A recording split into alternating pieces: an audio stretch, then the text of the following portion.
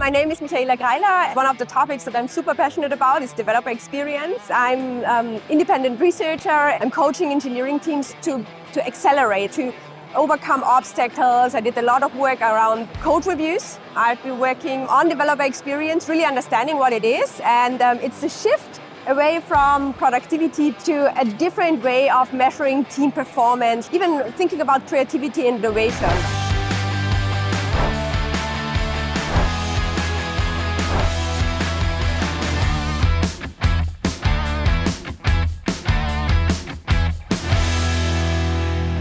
So what is DX? Yeah, so there was this area of developer productivity, really a lot of things focused on measuring activity, right? And then especially Margaret Unstori and Nicole Forsgren, they came up with the SPACE framework, which is different dimensions that we have to measure productivity, going away from activity, right? The A in SPACE stands for activity, but there are also other things like satisfaction, performance, right? And developer experience is even a further shift, right? It's away from what are we doing to more how we experience our work, right?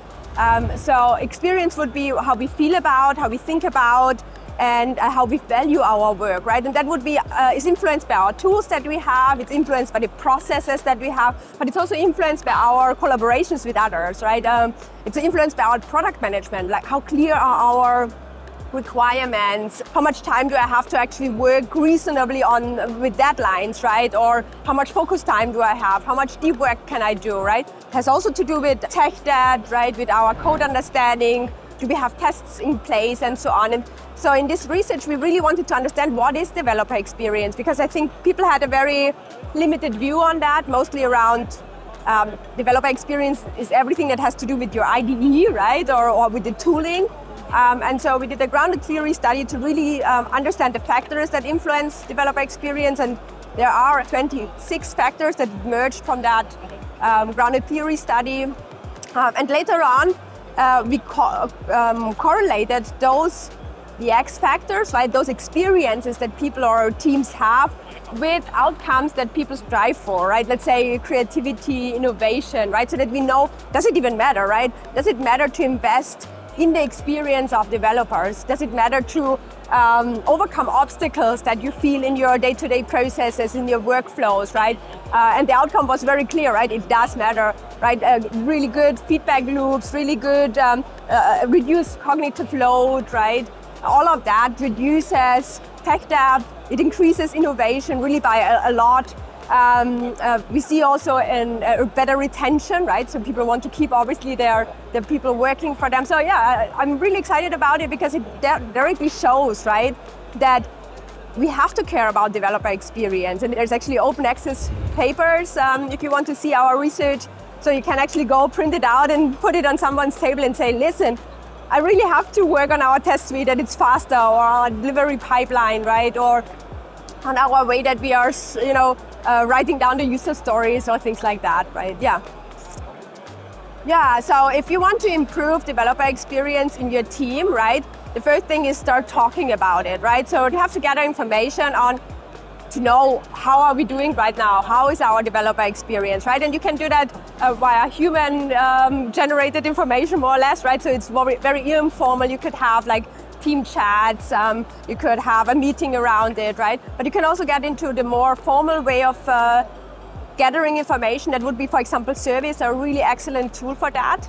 You could do focus groups, for example. You could do workshops. That's what I'm doing a lot with engineering teams, right? Because the surface level often gives you wrong answers, right? Like people would, for example, say, well, we have slow turnaround times, and then people think that is code review turnaround times. This is the root cause, but it's not, right? It's just a symptom. So then you have to dig deeper. You could also use system data, right? You could look at your test logs, system logs, right? At your activity data and all of that, and also feed that back in. But I wouldn't suggest to look at that alone, right? And so you can have this combined approaches, for example.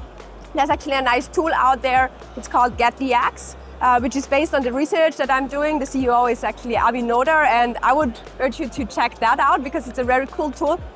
What it gives you is an out-of-the-box survey, right? So you could write the survey yourself. The X factors are out there, so you could derive questions for that. But what this tool does, it gives you really a solid foundation. People that really thought about the question for a long time, refined them, right? So you don't have to do a pilot study and get a good overview, right? Like what are the problems that we have right now, and then dig deep. They also do some benchmarking. Yeah, so that's one of the things that you can do in your day-to-day work, but you can't stop there, right? I'm giving, for example, workshops around really understanding your DX, but also improving your DX, because it's not only about identifying, right?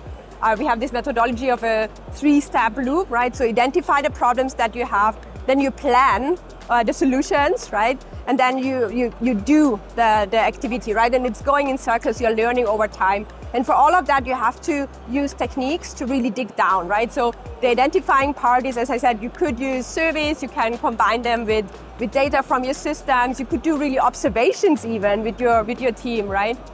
I'm doing workshops, and working as a team, I think, is super important, right? Not one person thinking about developer experience, because developer experience can be personal, right? So everybody has a little bit of a slightly different experience, and we have to come together as a team.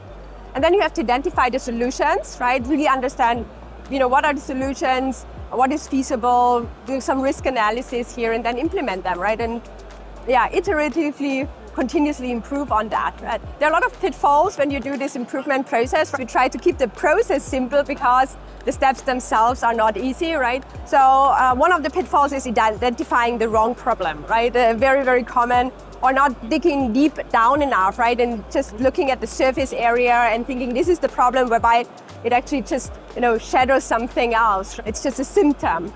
Because when you do that, then you're generating the wrong solutions, right, to the wrong problem, or measuring something, fixating on a success criteria that's not good.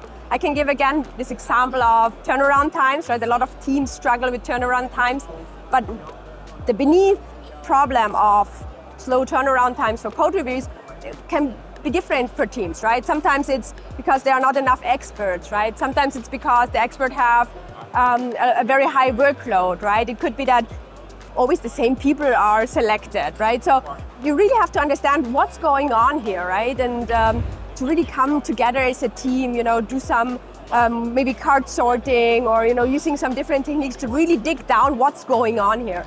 And then if you have that, and if you're quite solid, that you have to make a success criteria, a goal, right? So what would be your goal? And here again, the pitfall would be to have a very shallow goal, right? If you have slow turnaround time, we measure turnaround time increase, right? So how much can we speed up? That's again very often leading to even worse experience with code reviews, right? So a better goal would be, well, we want to know if knowledge sharing is successfully done, right? If we can build up more successful or knowledgeable reviewers, right? And so you could measure, for example, the workload, or that everybody is included, or you could look at the quality of the reviews and how they are coming out. It's trickier to measure that things, but you can actually create really valuable and solid measures around that. There's also tons of different problems that come with it. I think the main problem is that people think, well, we make this plan and then we do, and when we run into obstacles, we say, oh, it didn't work, right? So the mindset should be there are always obstacles, right? So when we say, well, let's say we want to have more knowledgeable reviewers, like let's say we do the really skilled people do a public review of that, and others can gym in and look at that, right?